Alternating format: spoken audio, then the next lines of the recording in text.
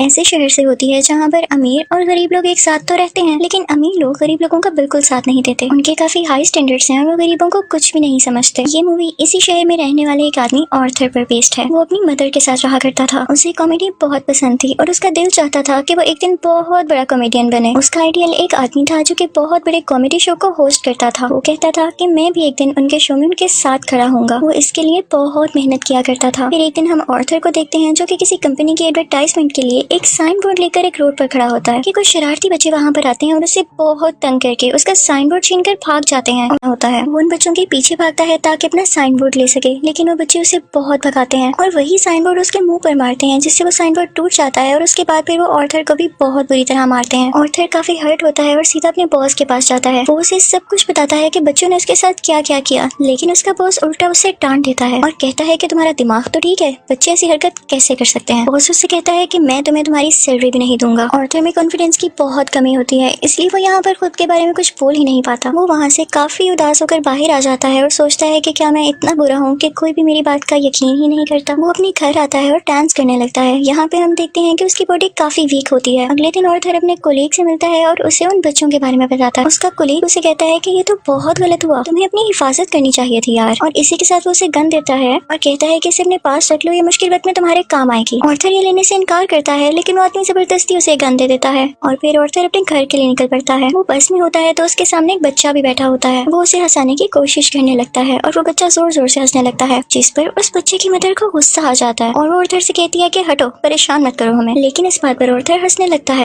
In fact हमें बताया जाता है कि ऑर्थर को कोई सीरियस साइकोलॉजिकल हंसी को कंट्रोल ही नहीं कर पाता। उसे कहीं पर भी हंसी आ जाती है। वो बस में बैठी हुई उस लेडी को एक कार्ड देता है जिसमें उसकी डिजीज के बारे में सब कुछ लिखा होता है। वो घर आता है और अपनी मेडिसिन लेने लगता है। इनफैक्ट वो गरीब था और ये दवाई बहुत एक्सपेंसिव थी, तो वो गवर्नमेंट के बनाए गए मेडिकल सेंटर से ये दवाई फ्री लेता था। वो एक दिन अपनी साइकियाट्रिस्ट के पास जाता है। वो उसे कहती है कि मुझे अपनी डायरी दिखाओ कि तुम क्या क्या लिखते रहे हो। जैसे ही वो उसकी डायरी खोलती है उसमें ये लिखा होता है कि मैं उस तरह नहीं मरना चाहता जिस तरह बुरी तरह से मैंने जिंदगी गुजारी है। फिर ऑर्थर वहाँ से अपने घर जाता है तो उसकी मदर उसे पूछती है कि क्या टॉमस की तरफ से कोई लेटर आया, तो ऑर्थर कहता है कि नहीं, आज भी नहीं। इनफैक्ट टॉमस इस मूवी में बहुत ज्यादा रिच बिजनेसमैन दिखाया गया है और लोग उससे बहुत डरते हैं। उसकी माँ उसे कहती है कि अगर उसको हमारी हालत के बारे में पता चलेगा तो वो हमारी हेल्प जरूर करेगा। अगले दिन जब वो बाहर जाता है तो वापसी पर आते हुए रास्ते में उसे एक सिंगल मदर मिलती है जिसके साथ एक छोटी सी बेटी भी होती है। वो ऑर्थर को काफी अच्छी लगने लगती है, लेकिन वो अपने घर आ जाता है। यहाँ उसकी मदर उससे फिर उसी लेटर के बारे में पूछती है तो ऑर्थर कहता है आपका क्या लेना देना है उससे, वो हमारी मदद नहीं करेगा। अगले दिन हम देखते हैं कि वो सिंगल लड़की ऑर्थर के घर पर आती है। वो उससे कहती है कि मैं कुछ टाइम से नोट कर रही हूँ कि तुम मेरा पीछा कर रहे हो, जिस पर ऑर्थर उसे कहता है कि हाँ, मुझे तुम अच्छी लगी हो। तो इस पर वो लड़की हंसने लगती है और जल्दी उन दोनों में दोस्ती हो जाती है। ऑर्थर को एक और जगह से जोकर की ऑफर आती है। वो एक चिल्ड्रन हॉस्पिटल होता है और जब ऑर्थर वहाँ पर जाकर डांस कर फिर से वही गन बाहर आकर गिरती है। सब बच्चे डर जाते हैं और स्टाफ हैरान होता है कि इसके पास गन क्या कर रही है। ये बात फैलती है और उसे इस जॉब से भी निकाल दिया जाता है। वो अपने बॉस को कॉल करता है कि ये तो सिर्फ एक टॉय गन है, तो उसका बॉस उसे कहता है कि झूठ मत बोलो, मुझे तुम्हारे कलीग ने सब कुछ बता दिया है कि तुमने खुद उससे गन ली। यहाँ पर ऑर्थर का दिल दोबारा से बहुत दुखता है कि उसके कलीग ने तो उसे जबरदस्ती ये गन दी थी। फिर हम देखते हैं कि ऑर्थर ट्रेन में घर जा रहा होता है और वहाँ पर 3 बिजनेसमैन भी होते हैं जो कि थॉमस वेन के ही आदमी थे।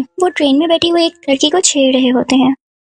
ऑर्थर को यहाँ पर अपने मेंटल डिसऑर्डर की वजह से हंसी आने लगती है और वो तीनों आदमी समझते हैं कि हम पर हंस रहा है। वो उसे बहुत मारते हैं, इतना मारते हैं कि उसके मुंह से खून आने लगता है। ऑर्थर उन्हें अपना मसला बताने की कोशिश कर रहा था, लेकिन वो तीनों उसकी एक नहीं सुनते। ऑर्थर को उन तीनों पर गुस्सा आ जाता है और अपनी गन निकाल कर उन तीनों को शूट कर देता है। वो वहाँ से ये सोचकर भाग जाता है कि मैंने 3 लोगों का कत्ल किया है। वो खुद को एक बाथरूम में लॉक कर लेता है। पहले तो वो डर रहा था, लेकिन यहाँ पर अचानक से वो डांस करने लगता है। ऐसे लग रहा था जैसे अब उसे कोई रिग्रेट नहीं और वो काफी सुकून में भी था। ऑर्थर घर आता है तो टीवी पर न्यूज चल रही होती है जिसमें थॉमस बोल रहा होता है। वो कहता है कि जिन 3 लोगों का कत्ल हुआ वो मेरे आदमी थे और उन्हें किसी जोकर ने मारा। लेकिन यहाँ पर गरीब लोग उन तीनों की डेथ का अफसोस करने की बजाय जोकर्स का साथ दे रहे होते हैं, क्योंकि वो सब जोकर्स के रूप में ही अमीर लोगों के खिलाफ स्ट्राइक कर अपने साइकियाट्रिस्ट के पास जाता है। तो वो उसे बताती है कि हम आज आखिरी बार मिल रहे हैं क्योंकि गवर्नमेंट ने हमें फंड्स देना बंद कर दिया है और अब के बाद मैं आपका फ्री इलाज नहीं कर सकती। ऑर्थर दोबारा से काफी टूट जाता है और उदास होकर वहाँ से बाहर आ जाता है। फिर हम ऑर्थर को देखते हैं जो कि एक कॉमेडी शो में लोगों को हंसाने की कोशिश कर रहा होता है, लेकिन वो ऐसा कर नहीं पाता और परेशानी में उसे जोर जोर से हंसी आने लगती है।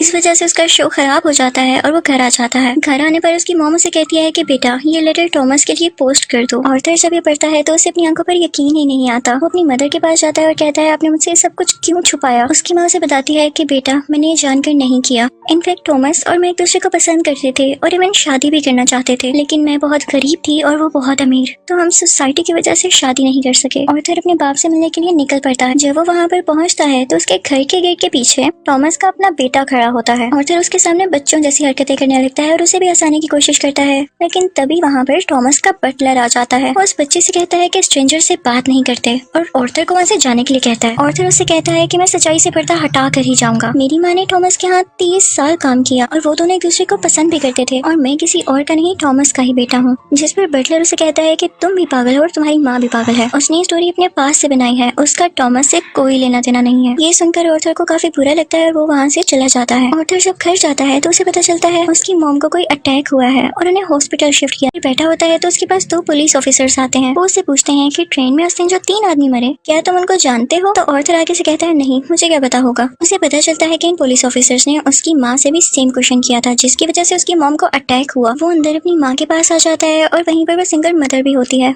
कि तभी टीवी पर एक न्यूज चलती है और उस पर आर्थर का वही फेवरेट टीवी होस्ट होता है, वही कॉमेडियन जिसे आर्थर बहुत पसंद किया करता था। वो काफी शौक से उसका शो देखने लगता है, लेकिन देखते ही देखते उसे अपना चेहरा टीवी स्क्रीन पर दिखाया जाता है। बेसिकली आर्थर का फेवरेट कॉमेडियन उसका मजाक उड़ा रहा होता है। जब आर्थर को एक कॉमेडी शो में हंसी आ गई थी, ये देखकर आर्थर काफी टूट जाता है कि मेरा आइडियल मेरा मजाक उड़ा रहा है, इससे तो मुझे इंस्पिरेशन मिली थी। उसे इस सब चीज पर यकीन ही नहीं आ रहा होता। टॉमस घर आता है तो न्यूज चल रही होती है कि शहर के हालात काफी खराब हो गए हैं। गरीब लोग जोकर्स का मास्क पहने सड़कों पर निकल आए हैं और अमीर लोगों के खिलाफ स्ट्राइक कर रहे हैं। इन लोगों में बहुत दुश्मनी भर गई है और ये सारे के सारे टॉमस के खिलाफ हैं। आर्थर ये देखकर काफी खुश होता है कि वो सब के सब लोग जोकर बने हुए थे, यानी क्लाउन्स बने हुए थे। उसे लगता है कि पहली बार उसकी जॉब की या उसकी किसी ने तारीफ की हो।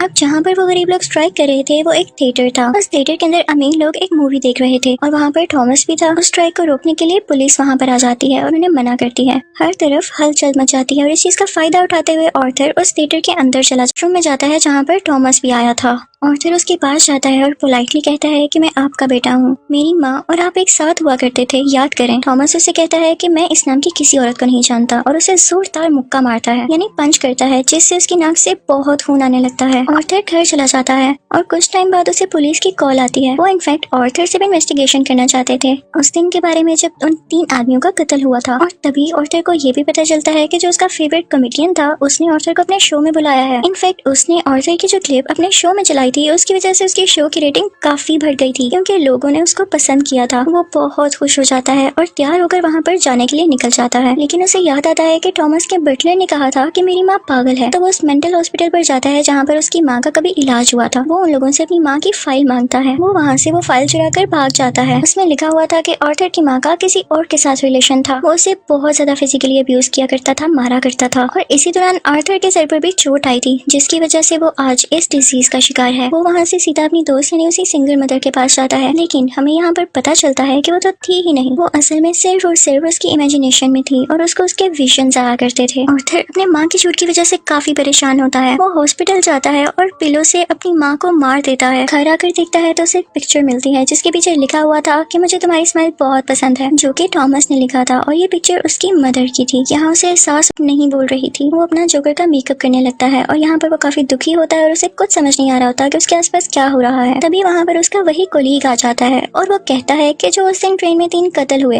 और रिसेंटली तुम्हारी माँ का भी कत्ल हुआ, मैं उसके बारे में कुछ पूछना चाहता हूँ। आर्थर को लगता है कि ये लोग फिर से मेरा जीना हराम करने आए हैं और वो यहाँ पर अपने कोलीग को बुरी तरह से मार देता है। अब इसके बाद आर्थर तैयार होता है और अपने जोकर का फुल कॉस्ट्यूम पहन लेता है। वो अब अपने फेवरेट कॉमेडियन के शो में जाने की तैयारी कर रहा था। वो बहुत खुश होता है और रास्ते में डांस करता हुआ जा रहा होता है। वहीं पर वो दोनों पुलिस ऑफिसर्स भी आ जाते हैं जो उससे ट्रेन में हुए हादसे के बारे में इन्वेस्टिगेशन कर रहे थे। पर आर्थर वहाँ से भाग आता है और भागते भागते एक ट्रेन में घुस आता है। उस ट्रेन में और भी बहुत सारे लोग ऐसे थे जिन्होंने जोकर का कॉस्ट्यूम पहना था। पुलिस इतने सारे लोगों में उसको ढूंढ ही नहीं पाती, तो इसी बात का फायदा उठाते हुए वहाँ से बाहर आ जाता है और अपने फेवरेट कॉमेडियन के शो की तरफ जाता है। वो जब उसके सामने जाता है तो वो उससे पूछता है कि क्या तुम भी जोकर बने हो, क्या तुम भी अमीरों के खिलाफ प्रोटेस्ट कर रहे हो। आर्थर उससे रिक्वेस्ट करता है कि आप लोगों को मेरे बारे में कुछ न बताइएगा सिवाय इसके कि मैं एक ऑर्डिनरी जोकर हूँ।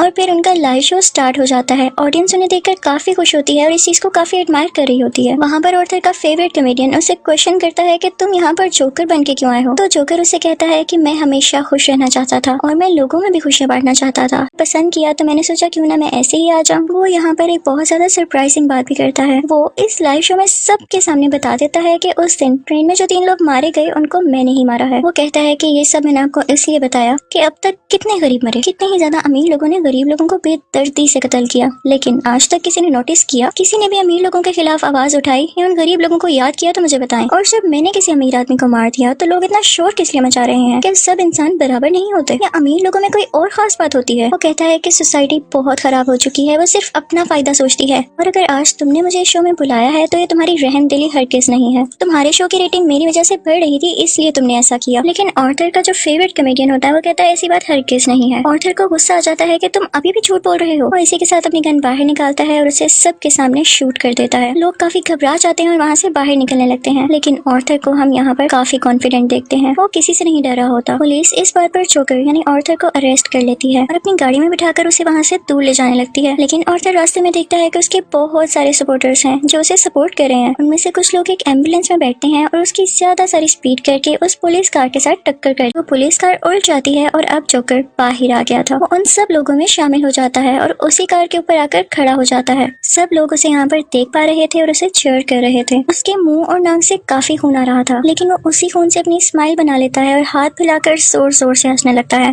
ये इनफैक्ट एक ऐसी स्माइल थी जिसके पीछे गम, तकलीफ और दुख छुपा हुआ था। वो अब उन सब लोगों का हीरो बन चुका था और वो यहाँ पे काफी खुश था कि लोग फाइनली अब उसे तारीफ कर रहे थे, उसे अप्रिशिएट कर रहे थे। दूसरी तरफ हम थॉमस को देखते हैं जो कि अपनी प्रेजेंट वाइफ और अपने बेटे के साथ ये शहर छोड़कर जा रहा होता है, लेकिन तभी साइड पे खड़ा एक जोकर उन लोगों को शूट कर देता है, लेकिन वो उनके बेटे को कुछ नहीं कहता। फिर सीन चेंज होता है और हमें आर्थर यानी जोकर एक साइकियाट्रिस्ट के पास दिखाया जाता है। वो वहाँ पर भी हंस रहा होता है, तो वो साइकियाट्रिस्ट उससे कहती है कि तुम बिला वजह क्यों हंसते रहते हो। तो आर्थर उससे कहता है कि आप इस फीलिंग को कभी नहीं समझ पाएंगी, और ये कहकर वो वहाँ से बाहर आ जाता है। उसके जूतों के नीचे खून लगा हुआ था, जिससे ये जाहिर होता है कि एक अच्छा इंसान कैसे किसी कातिल में बदल गया। और इस मूवी से हमें ये लेसन भी मिलता है कि जब किसी के साथ बुरा किया जाए तो वो बुरा ना भी हो तो एक ना एक दिन बुरा बन ही जाता है। उसे इतनी अजियत दी गई, इतना टॉर्चर किया गया कि उसके अंदर से वो फीलिंग्स ही खत्म हो गई और अब वो अपनी लाइफ से बिल्कुल सेटिस्फाई था। और इसी के साथ ये मूवी भी एंड हो जाती है। आई होप आपको ये मूवी अच्छी लगी होगी।